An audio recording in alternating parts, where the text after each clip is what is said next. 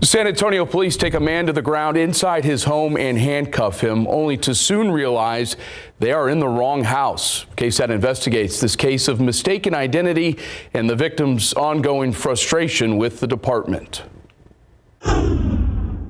We don't usually have guests or anybody coming over that late. Alex Delgado and his girlfriend were not expecting visitors at their southeast side home in late February when 3 San Antonio police officers appeared at their door after 9 o'clock. Portions of the encounter captured on Delgado's Ring doorbell camera. I got a call. Somebody broke into your garage. Probationary officers Rogelio Guillen and Serena Rodriguez and Officer Bless Aker, seen shining a light in Delgado's eyes, were searching for a man with a domestic violence warrant who may have broken into a garage. The atmosphere is calm. I'm relaxed. I'm answering questions. I'm being compliant. Can you get the light on my face, please? The situation quickly escalated and spilled from Delgado's entryway into his home. He says the 2 male officers grabbed his arms. And then Aker, he kicks my legs from underneath me. I fall, I land on both my knees, and I'm on my hands. Delgado suffered a bruised arm and a cut and swelling to one of his knees.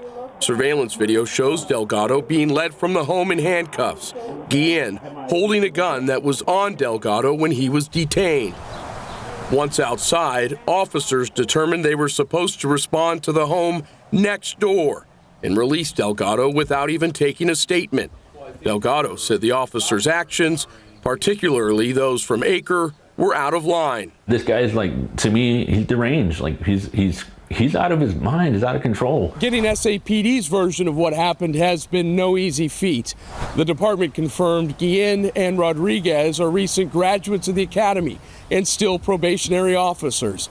None of the 3 have any disciplinary files on record. SAPD blocked the release of 911 audio from that night, as well as body and dashboard camera footage. After KSAT asked for a copy of any use of force reports from the incident, we were told no responsive documents exist. They didn't apologize at all. I didn't expect them to basically attack me. For KSAT Investigates, I'm Dylan Collier. It's a runoff for Bexar County Precinct 1 Commissioner. Records show incumbent Rebecca Clay Flores set aside tens of thousands of dollars for SAPOA's nonprofit, while her challenger, Dr. Amanda Gonzalez, used to run it. But neither of them got an endorsement from SAPOA. Up next, we're breaking down the apparent bad blood between union leadership and Gonzalez.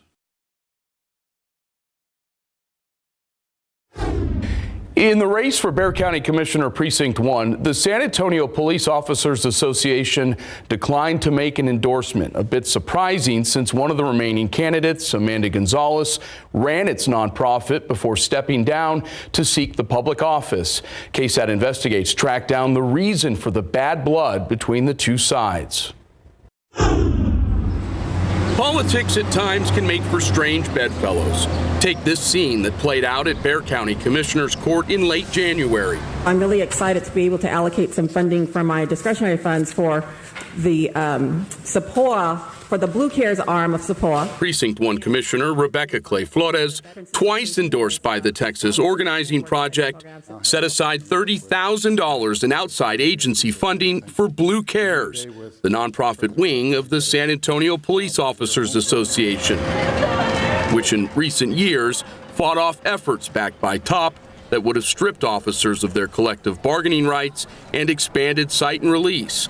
Clay Flores described the funding as an effort to build a bridge with a nonprofit doing good work in her community. And one of the things that's really needed in Precinct 1 is better dialogue and community engagement and law enforcement presence. Half of the funding went to the Patricia Calderon Scholarship Fund, named for the first female SAPD officer killed in the line of duty. $10,000 was directed to the Blue Santa program, and the remaining funds were passed along to an Edgewood Veterans Association, supported by Blue Cares. SAPOA President Danny Diaz says the group provides winter clothing for children throughout the West Side School District. You tell me who's going to turn down $30,000 to give back to the community. That's how I saw it. But not everyone within SAPOA was on board with accepting the money. A former member of the association's political action committee called it a slap in the face of the rank and file that went against their values. I found it very peculiar, and it went contrary to all the officers and that stood out there at the polls that fought against Prop B. Our membership deserves proper representation, and these individuals don't represent the spirit of our officers. This SAPOA member, who asked that KSAT conceal their identity, also questioned the timing of the handout. It came shortly after Clay Flores took part in her January endorsement interview with SAPOA and did not follow the county's 6-business-day timeline for getting items on the commissioner's court agenda. We don't necessarily follow the timeline as long as it gets posted before the agenda post on Friday afternoon. So, especially something like this, it's discretionary funding. SAPOA ultimately did not make an endorsement in the Precinct 1 race, a decision Clay Flores says the association made clear at the end of her interview, before the funding arrangements had even begun. But the association also failed to endorse Dr. Amanda Gonzalez, even though she had served until earlier this year as Blue Care's executive director, before resigning to run for Precinct 1 commissioner. Diaz offered a blunt assessment of Gonzalez's nearly 3-year tenure in charge of the nonprofit. There's reasons why you don't endorse individuals after they were your employees. You know, you see a lot of things when people work for you. Coming up after the break, we continue to dive into the tense relationship between Bexar County Precinct 1 Commissioner candidate Amanda Gonzalez and her former employer.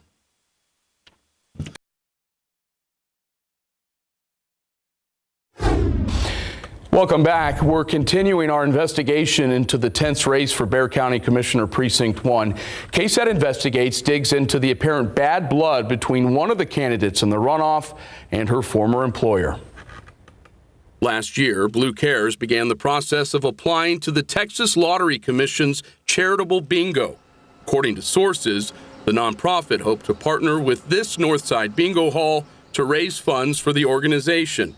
But the application required, among other items, meeting minutes dating back 3 years.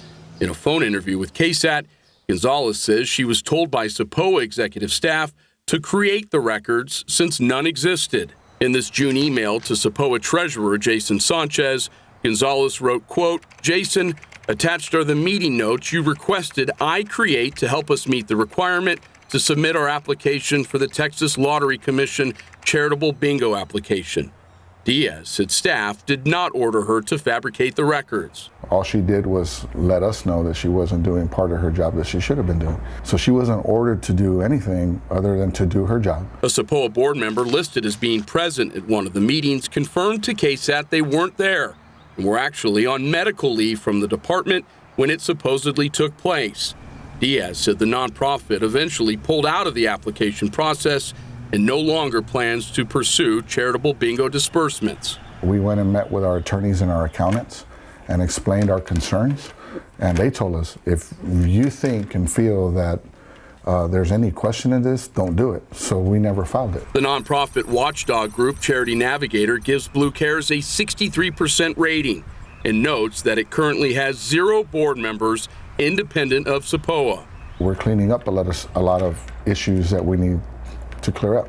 One of them is a board for the nonprofit. Clay Flores, who is attempting to fend off Gonzalez in the May 28th runoff, called the clerical issues problematic. It's scary to think if someone were to get into any position, what a mess they might make of the responsibility they have to the constituents. Gonzalez has not been implicated in any professional misconduct in connection to her work for Blue Cares. Asked to respond to Diaz's criticism, Gonzalez released a written statement that reads in part, "I struggle to understand how my former boss, John Danny Diaz, thinks attacking me politically does anything to further the organization's mission of bridging the gap between the community and police."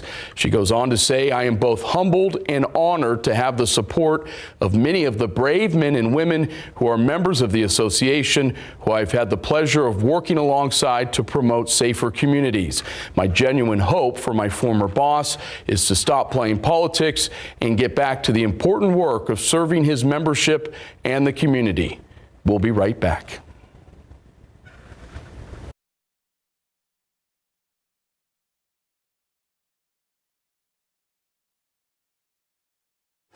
Thank you for joining us on our Best of KSAT Investigates show tonight. You can take a look at all the KSAT Investigates stories by heading to our website, ksat.com/investigates.